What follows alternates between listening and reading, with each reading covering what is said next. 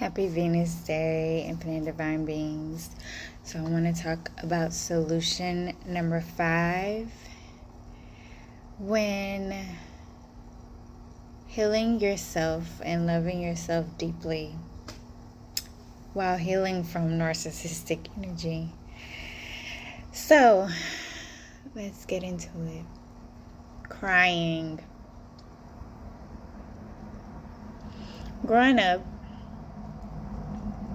a lot of us, myself included, well, I may not be included in that.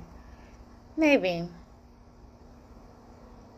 I was told to be strong. I wasn't told not to cry. But many of us were taught crying is for sissies. It's weak. It's a weakness. Don't ever let them see you cry. There's all these stigmas around crying.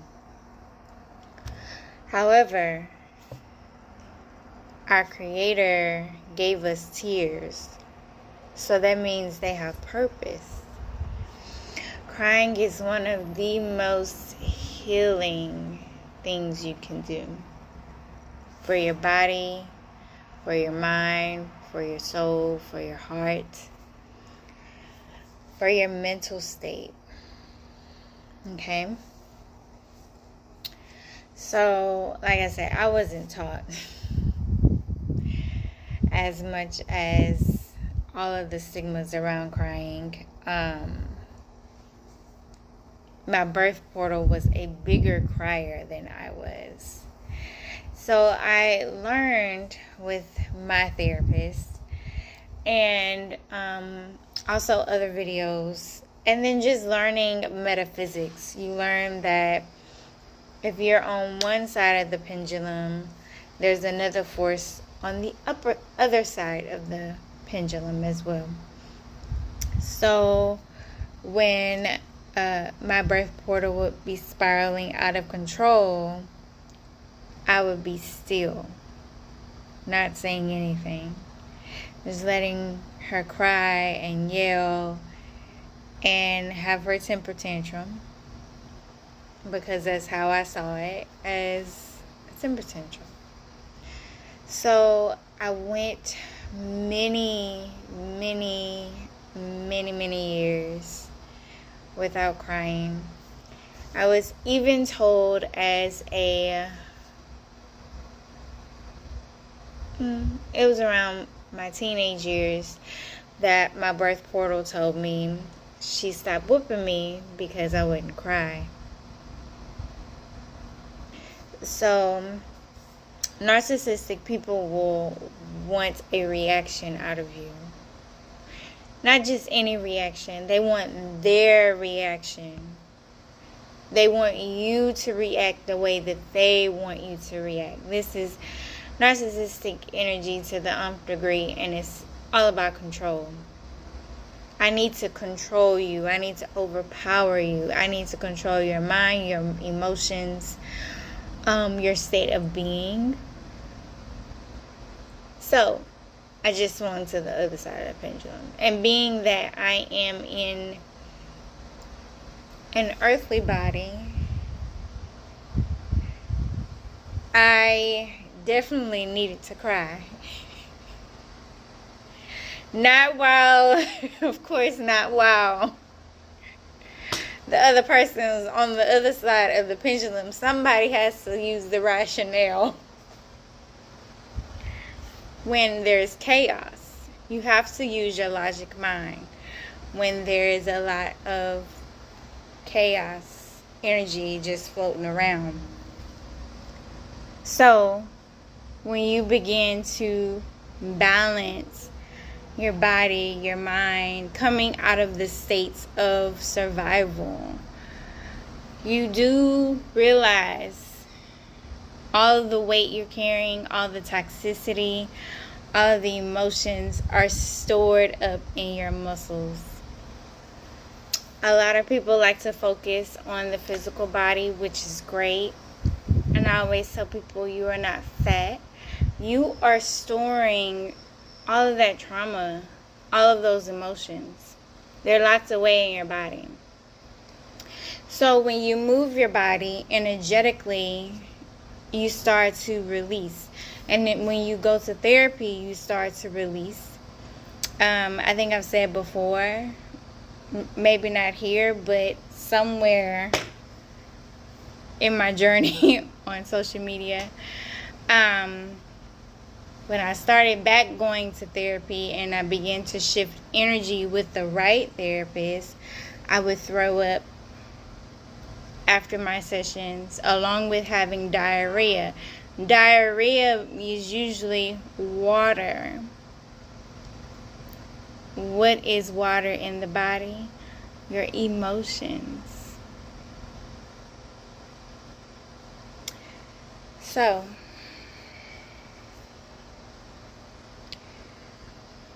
being that I was in therapy with my therapist at the time, shifting my energy,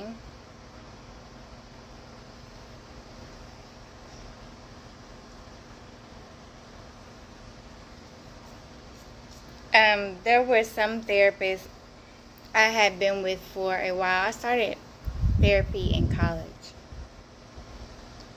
or was it high school? No, school counselors really didn't counsel. But I started therapy in college with one of my professors who I loved. But I wasn't at the point of crying because I was still in a fight or flight survival state of being. In college, the birth portal was doing the absolute most. Absolute most. So I wasn't there. I wasn't at the point where I could just cry and release and be in my body. So, along with my spiritual journey, so I am not Christian, even though I was raised part Catholic, which it falls under the religion of Christianity.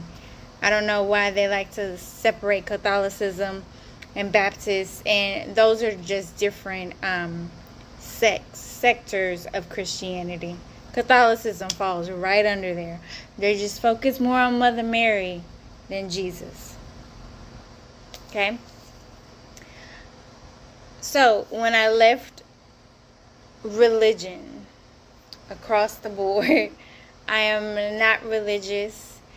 I am very spiritual, and I study all different types of pantheons for the simple fact you realize it's all intertwined. And a lot of the sacred knowledge you will find outside of religion, outside of Christianity, outside of being Hindu, Muslim. It's about you connecting with the gods, goddesses, deities, angels, demons, whatever divine beings you connect with.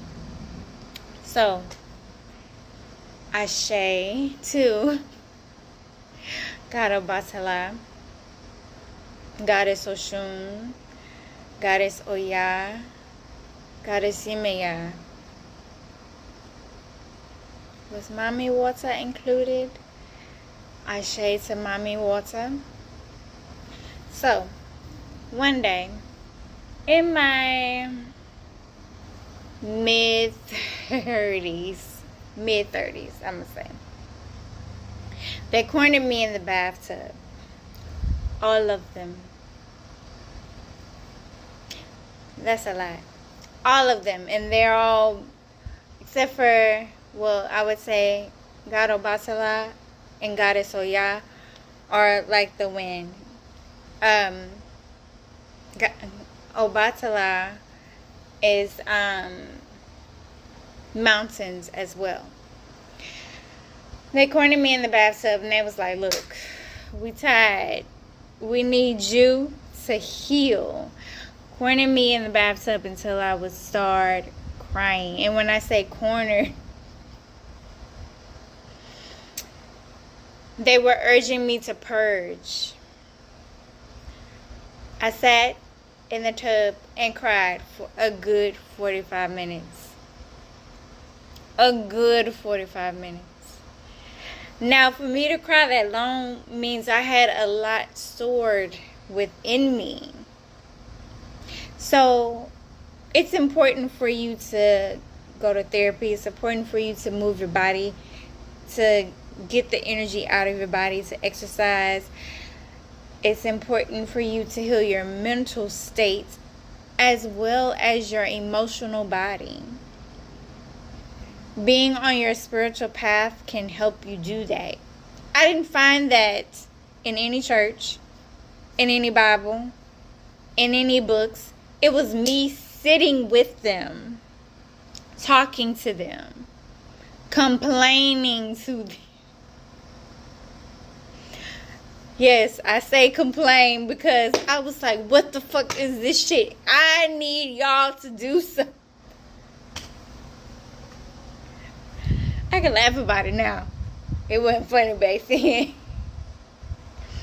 But yes, it is so important for you to heal your emotional bodies. And so, this is the 5th solution. Healing your emotional body. Connecting with your body. Allowing yourself to cry. If the Creator gave you tears, use them. I love you, infinite divine beings. Peace.